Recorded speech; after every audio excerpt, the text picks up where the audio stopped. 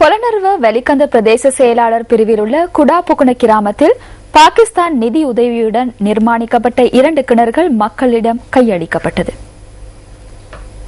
இலங்கைக்கான பாகிஸ்தான் உயர்ஸ்தானிகர் ஆர் காசிம் குரேஷி இந்த நிகழ்வில் பிரதம அதிதியாக கலந்து கொண்டிருந்தார். தலா 2 லட்சம் ரூபாய் பெறுமதியில் இந்த பகுதியில் 2 கிணறுகள் அமைக்கப்பட்டுள்ளன.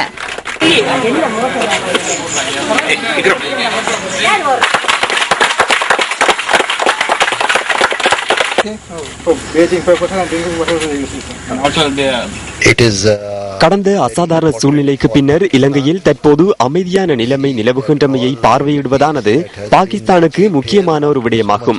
இங்குள்ள அனைத்து சமூகங்களும் ஒருவருக்கொருவர் சமாதானத்துடனும் நல்லிணக்கத்துடனும் வாழ்கின்றனர். எனவே இந்த நிலைமையினால் எதிர்வரும் காலங்களில் இலங்கை பொருளாதார ரீதியில் அபிவிருத்தி அடைய முடியும்.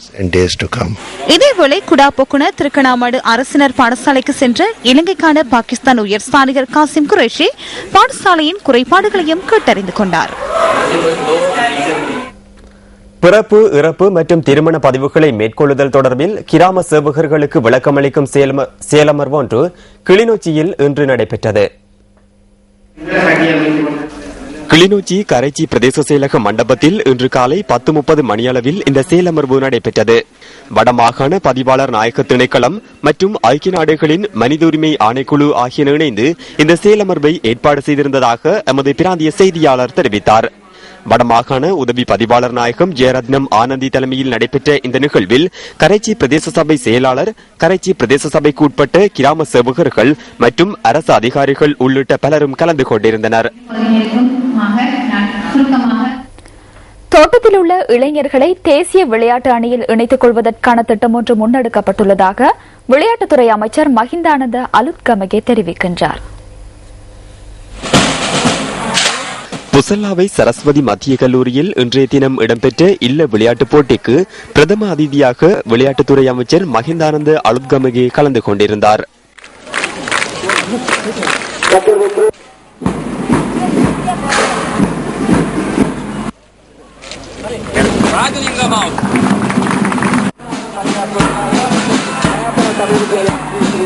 தோட்டத்தில் இருக்கிற இளைஞர்கள் நல்ல விளையாடுறது அவங்க நல்ல விளையாடையிலும் அவங்க யாரும் சார் தேசிய மட்டமும் வந்து இல்லை.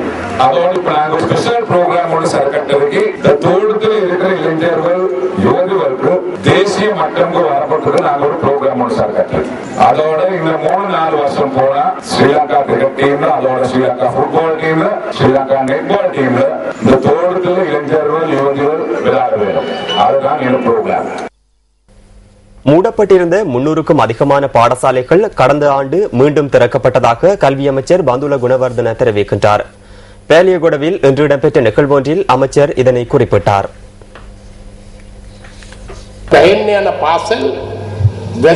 பாடசாலைகள் மூடப்படுவதனை தடுப்பது மஹிந்த ராஜபக்ஷ அரசாங்கத்தின் கொள்கைகளில் ஒன்றாகும். முன்னர் பாடசாலையொன்று மூடப்படுகின்ற போது சிறைச்சாலை ஒன்றை திறப்பதற்கான அறிகுறி காணப்படுவதாக தேரர்கள் குறிப்பிடுவார்கள்.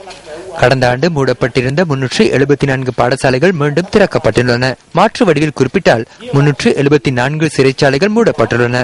ஆனால் அது பற்றி யாரும் கதைப்பதில்லை. அரசாங்கம் என்ற ரீதியில் பாடசாலைகள் மூடப்படுவதனை நிறுத்தி நாங்கள் 374 பாடசாலைகளை மீண்டும் திறந்துள்ளோம்.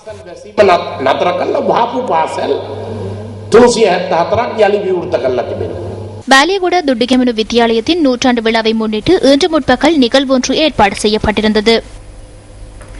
ரெதிகம ரம்பொடகல ஒகடபுல பாடசாலை மாணவர்களின் பெற்றோர்களினால் ஆரம்பிக்கப்பட்ட உண்ணாவிரத போராட்டத்தின் 2ஆம் நாள் இன்றாகும்.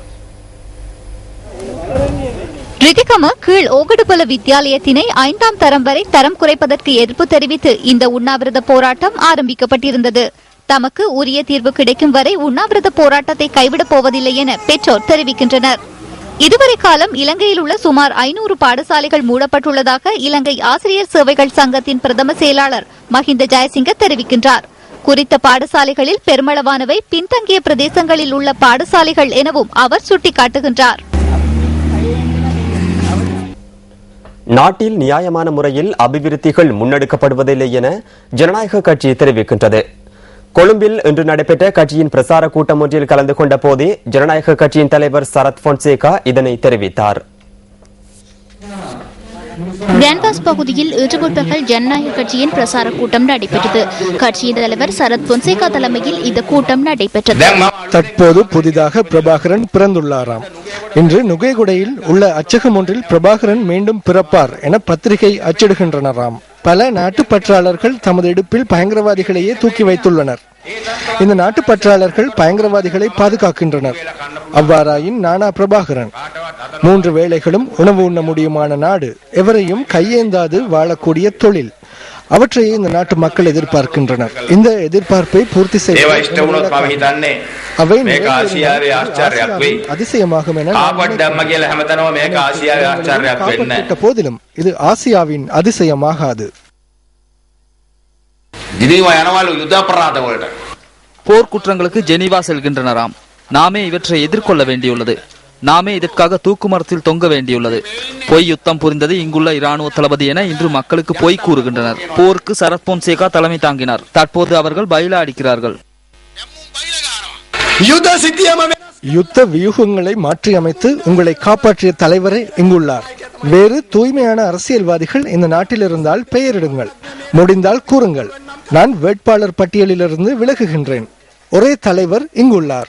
அதனால் தான் நியாயமான ஜனநாயக சமூகம், நியாயமான தேசம் என்பவற்றை உருவாக்க இன்று நாம் உங்களுடன் ஒன்றிணைந்துள்ளோம்.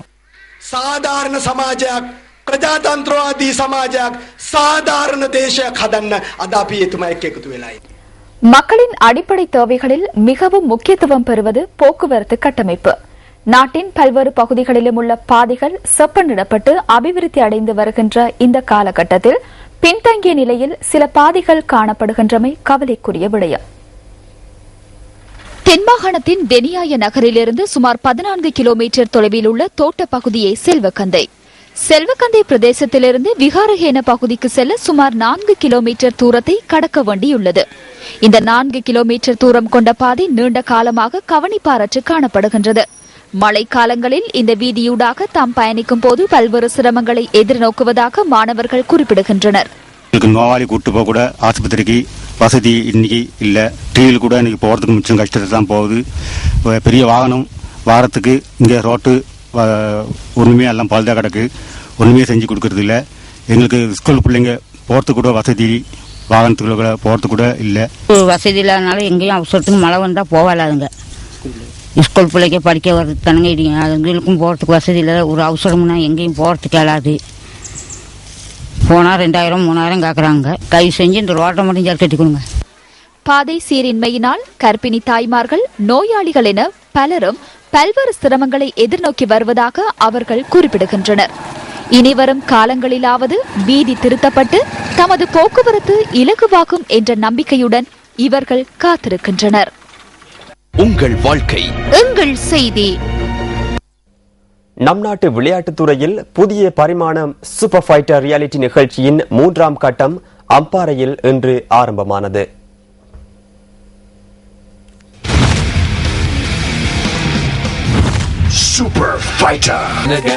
நம் நாட்டு தொலைக்காட்சி ரசிகர்களுக்கும் விளையாட்டு பிரியர்களுக்கும் புதிய அனுபவத்தை பெற்றுக் கொடுக்கும் சூப்பர் ஃபைட்டர் நிகழ்ச்சியை MS ஹோல்டிங் நிறுவனத்துடன் இணைந்து நியூஸ் ஃபர்ஸ்ட் மற்றும் MTV MBC ஊடக வலையமைப்பு நடத்துகின்றது.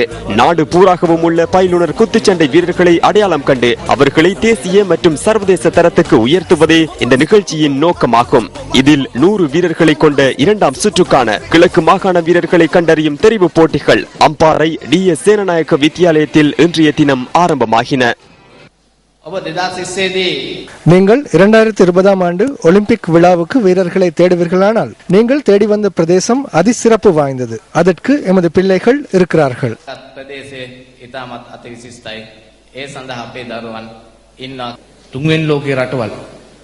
அபிவிருத்தி அடைந்து வரும் நாடுகளை பார்த்தால் விளையாட்டுத் துறையில் குத்துச்சண்டை மிகவும் குறைவாகவே அறியப்பட்டுள்ளது. இந்தியா சற்று முன்னிலையில் இருக்கிறது. எனினும் எமக்கு தெளிவான இலக்கொன்று உள்ளது. 2020ஆம் ஆண்டு சிறந்த வீர வீராங்கனைகளை சர்வதேச தரத்துக்கு கொண்டு செல்லக்கூடிய வாய்ப்பு தான் தற்போது உருவாக்கப்பட்டுள்ளது. கிழக்கு மாகாண சூப்பர் ஃபைட்டர் தேர்வுக்கான தெரிவு போட்டிகளுக்கு இணையாக இன்றைய தினம் பயிற்சி முகாம் நடத்தப்பட்டது. இந்த பயிற்சி முகாமில் 300க்கும் மேற்பட்ட வீரர்கள் கலந்து கொண்டதுடன் 49, 52, 56, 60 கிலோகிராம் ஆகிய 4 வகையான இடைப்பிரிவுகளில் தெரிவு போட்டிகள் நடைபெறவுள்ளன.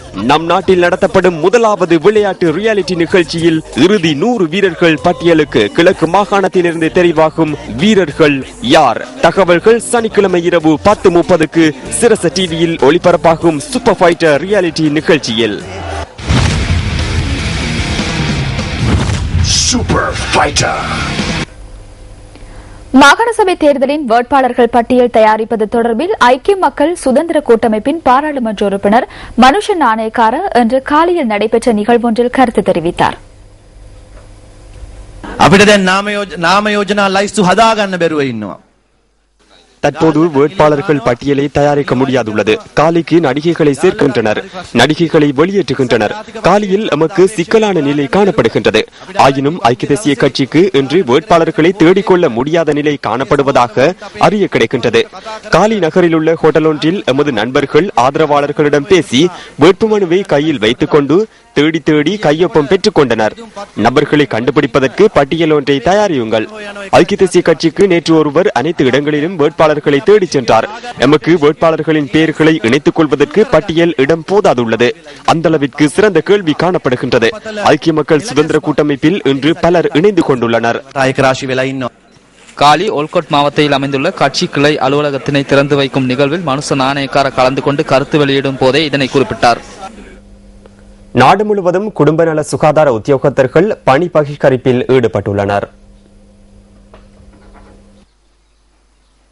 சுகாதார அமைச்சினால் தாதியர்களுக்கு பிரசவ பயிற்சி வழங்குவதற்கு எடுத்த தீர்மானத்துக்கு எதிராக இந்த நடவடிக்கை எடுக்கப்பட்டுள்ளது. தாம் துறைசார் சேவையிலிருந்து விலகியுள்ளதுடன் வைத்தியசாலை நடவடிக்கைகளில் சட்டப்படி வேலை நடவடிக்கைகளை முன்னெடுப்பதாக அரச குடும்ப நல சுகாதார ஊழியர்கள் சங்கம் தெரிவிக்கின்றது. இதனால் நாட்டிலுள்ள மருத்துவ நிலையங்களில் தாய் சேய் விருத்திக்கான உதவி நடவடிக்கைகள் இடம்பெறவில்லை. விசால ஜனதாவுக்கு நாம் இந்த சேவையிலிருந்து ஒதுங்கியுள்ளோம். மக்களுக்கான சேவையை வழங்காமை தொடர்பில் உண்மையில் நாம் கவலை அடைகின்றோம். உயர்தரத்திலான சேவையை முன்னரை போன்று எதிர்காலத்திலும் வழங்குவதற்காக இந்த போராட்டத்தை முன்னெடுக்கின்றோம். எவ்வாறாயினும் பொது குடும்ப நல சுகாதார சேவைகள் சங்கம் இந்த பணி புறக்கணிப்புக்கு ஆதரவு தெரிவிக்கவில்லை. குடும்ப நல உத்தியோகத்தர்களின் கடமைகளின் மாற்றம் மற்றும் பிரசவ பயிற்சி போன்ற விடயங்கள் தொடர்பில் தீர்மானங்களை எடுப்பதற்கு அனைத்து தொழிற்சங்கங்களுக்கும் அழைப்பு விடுப்பதாக சுகாதார அமைச்சர் என்று கூறினார்.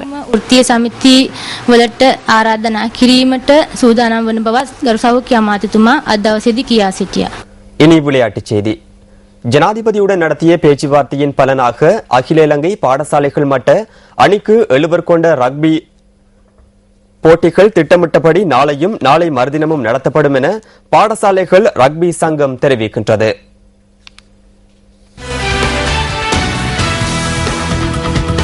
அகில இலங்கை பாடசாலைகள் மட்ட அணிக்கு 7 கொண்ட ரக்பி போட்டிகளை காலவரையறையின்றி பிற்போடுவதாக பாடசாலைகள் ரக்பி சங்கம் நேற்று அறிவித்தது. இலங்கை ரக்பி சங்கம் போட்டிகளுக்கு நடுவர்களை வழங்காததே இதற்கு காரணம் என பாடசாலைகள் ரக்பி சங்கம் நேற்று குறிப்பிட்டது. அனுசரணை தொடர்பாக ஏற்பட்ட முறுகலை அடுத்து இலங்கை ரக்பி சங்கம் அந்த தீர்மானத்தை எடுத்ததாக பாடசாலைகள் ரக்பி சங்கம் சுட்டிக்காட்டியது.